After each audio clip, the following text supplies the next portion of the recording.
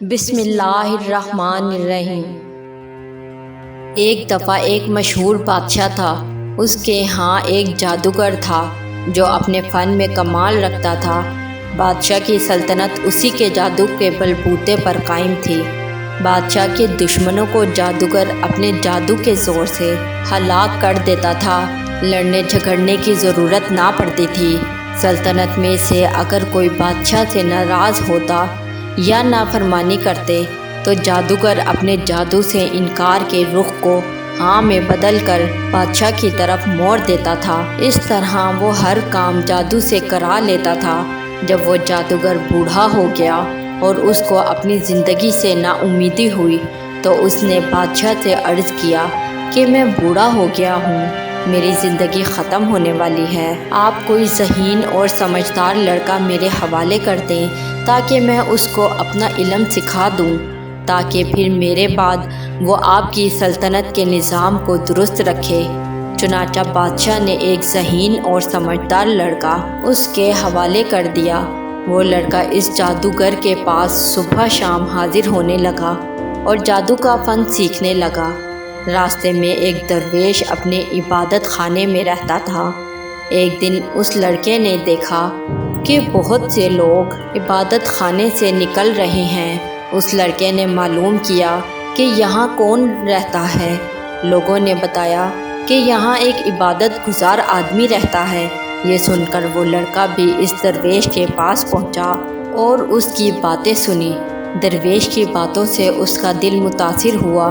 درویش نے اس لڑکے کو دین حق اور توحید کی تعلیم دینی شروع کی تو وہ لڑکا ایمان لے آیا۔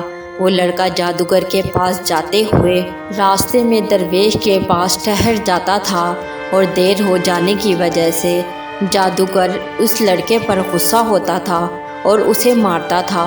لڑکا کہہ دیتا کہ مجھے گھر سے آنے میں دیر ہو گئی تھی۔ آخر جادوگر نے بادشاہ کے پاس لڑکے کی شکایت کی۔ بادشاہ نے لڑکے کو سمجھایا کہ جادوگر کے پاس جلدی پہنچا کرو۔ اس کے درباریوں نے کہا کہ یہ لڑکا سویرے گھر سے آتا ہے، راستے میں دیر کرتا ہے۔ تو بادشاہ اور جادوگروں نے یہ سوچا کہ بچہ ہے، کھیل میں لگ جاتا ہوگا، اس لیے انہوں نے لڑکے کو خوب سمجھایا، لیکن لڑکا درویش کے پاس جاتا رہا۔ ایک دن یہ لڑکا درویش کے پاس سے ہو کر بادشاہ کے پاس واپس جا رہا تھا، کیا دیکھتا ہے کہ کسی خطرناک جانور نے راستہ روک رکھا ہے۔ لوگ ادھر ادھر دونوں طرف سے رکے ہوئے ہیں۔ لڑکے نے دل میں خیال کیا کہ آج امتحان لیتا ہوں کہ درویش حق پر ہے یا جادوگر حق پر ہے۔ یہ خیال کر کے اس نے پتھر اٹھایا اور یہ کہہ کر اٹھایا کہ اے خدا، اگر اس درویش کا مذہب حق پر ہے تو اس پتھر سے اس جانور کو ہلاک فرما۔ اور وہ پتھر اس کو مار دیا اور وہ جانور پتھر لگنے کی وجہ سے فوراً مر گیا۔ لوگوں نے یہ واقعہ دیکھا تو کہنے لگے کہ اس کو جادوگری میں کمال حاصل ہو گیا ہے۔ لڑکے کی ہر جگہ تعریف ہونے لگی اور وہ بہت زیادہ مشہور ہو گیا۔ آہستہ آہستہ یہ خبر درویش تک بھی پہنچ گئی۔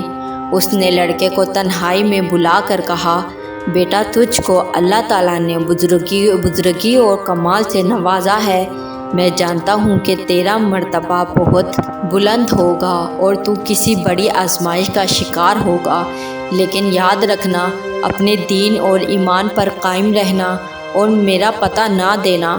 لڑکے سے وعدہ لے کر درویش مطمئن ہو گیا۔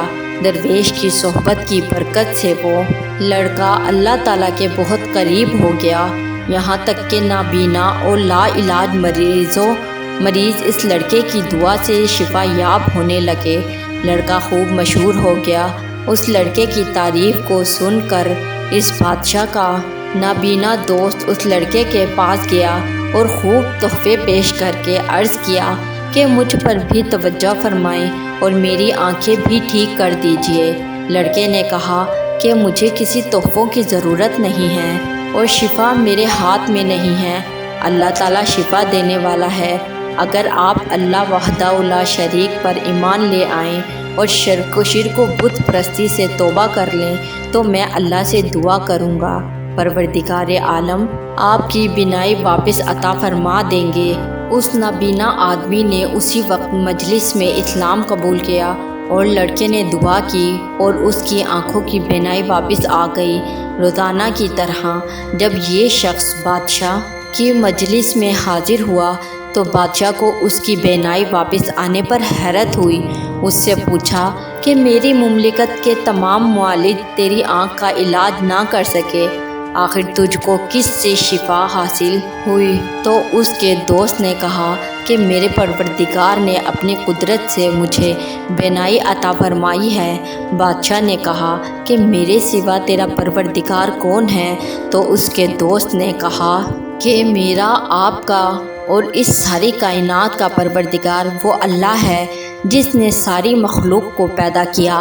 بادشاہ بہت زیادہ غصہ ہوا اور اپنے دوست کو سخت سزا دی اور پوچھا کہ یہ عقیدہ تجھ کو کس نے سکھایا؟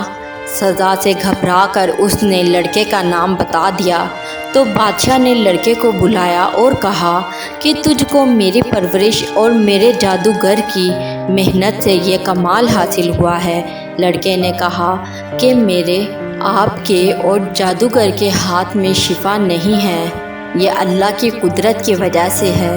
بادشاہ سخت ناراض ہوا اور اس کو کڑی سزا دلوائی اور کہا یہ لڑکا بہت دنوں تک غائب رہتا تھا، لگتا ہے وہاں اس کے خیالات بدل گئے۔ جادوگر نے بھی دربار میں حاضر ہو کر عرض کیا کہ یہ لڑکا بہت عرصے سے غائب تھا، میرے پاس بھی نہیں آتا تھا۔ بادشاہ نے کہا اس لڑکے سے سختی سے پوچھا جائے کہ یہ اتنے عرصے سے کہاں رہا اور کس کے پاس جاتا رہا ہے۔ جب سختی سے حد سے بڑھ گئی تو لڑکے نے مجبور ہو کر اس درویش کا نام بتا دیا۔ بادشاہ نے درویش کو گرفتار کروا کے دربار میں حاضر ہونے کا حکم دیا۔ جب درویش آیا تو بادشاہ نے اس سے کہا کہ اگر تو اپنے دین سے نہ پھرے گا تو تجھے آرے سے چیر دیا جائے گا۔ درویش نے کہا کہ میں ہرگز اپنے دین پر برحق سے نہ پھروں گا اور جو مصیبت آئے گی اس پر صبر کروں گا۔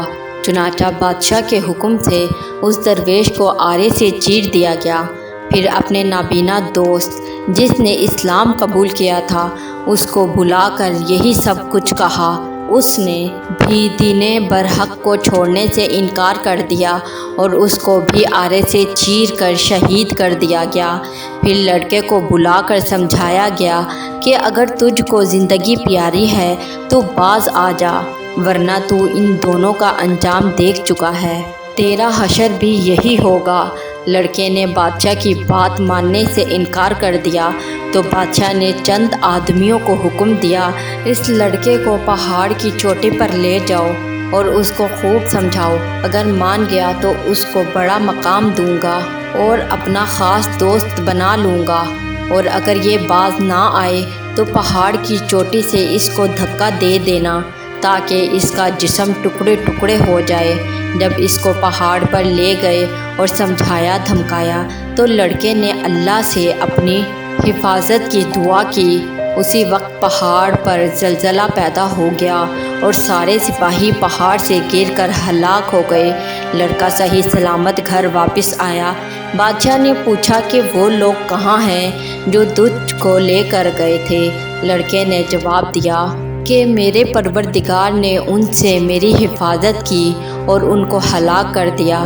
بادشاہ نے پھر چند آدمیوں کو حکم دیا کہ اس لڑکے کو ایک کشتی میں سوار کر کے دریا میں لے جاؤ، یہ اپنے دین سے باز آ جائے تو بہتر ہے، ورنہ دریا میں پھینک دو۔ چنانچہ اس کو دربار میں لے گئے اور سمجھایا۔ لڑکے نے پھر دعا کی تو کشتی الٹ گئی اور سارے سپاہی ڈوب گئے اور لڑکا صحیح سلامت واپس آ گیا۔ بادشاہ نے ماجرا پوچھا تو لڑکے نے پورا قصہ بیان کر دیا۔ اس لڑکے نے کہا اے بادشاہ، تم مجھے مار نہیں سکتا، اگر تو میرا قتل ہی کرنا چاہتا ہے تو اس کی ترکیب میں بتاتا ہوں، اگر وہ ترکیب اختیار کرے گا تو مجھ کو مار سکے گا۔ بادشاہ نے ترکیب پوچھی تو لڑکے نے کہا اس شہر کے تمام لوگوں کو شہر سے باہر ایک میدان میں جمع کر لے اور مجھ کو سولی پر چڑھا کر ایک تیر اپنی ترکش سے نکال کر کہہ کہ اللہ کے نام سے جو اس بچے کا رب ہے وہ تیر مجھے مار تو میں مر جاؤں گا۔ بادشاہ نے یہی کیا تو تیر اس لڑکے کے کان اور ماتھے کے درمیان کی جگہ پر لگا۔ اس لڑکے نے اپنا ہاتھ تیر پر رکھ لیا اور یہ کہتا ہوا شہید ہو گیا کہ میں اپنے پروردگار کے نام پر شہید ہو کر کامیاب ہو گیا۔ اور اس واقعے کو دیکھنے پر تمام لوگوں نے بلند آواز میں کہا کہ ہم اس بچے کے رب پر ایمان لائے۔ یہ سن کر بادشاہ کے درباریوں نے کہا، آپ نے ان تینوں کو ہلاک کر دیا ہے جو آپ کے مذہب کے خلاف تھے، مگر اب تو سب ہی لوگ آپ کے خلاف ہو گئے ہیں۔ یہ بات سن کر بادشاہ بہت غصہ ہوا اور شرمندگی سے چلا اٹھا اور آگ دہکانے کا حکم دے دیا۔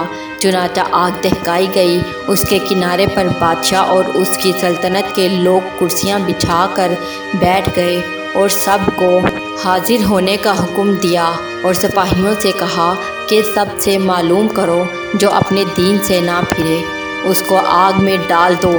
چنانچہ شاہی فرمان کے مطابق ایمان والوں کو آگ میں ڈالنا شروع کیا گیا، یہاں تک کہ ایک ایسی عورت کو بھی لایا گیا جس کی گود میں بچہ تھا۔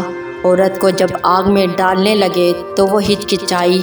بادشاہ نے کہا کہ عورت کو رہنے دو، پہلے اس کے بچے کو آگ میں ڈال دو، شاید اس طرح وہ اپنے ایمان سے ہٹ جائے۔ چنانچہ اس کے بچے کو آگ میں پھینک دیا گیا۔ اللہ تعالیٰ نے بچے کو بولنے کی طاقت دی اور اس نے بلند آواز سے کہا، اماں جی آپ صبر کریں اور بلا گھبراہٹ بسم اللہ پڑھ کر آگ میں کود پڑو، یہ آگ گل و گلزار بن جائے گی۔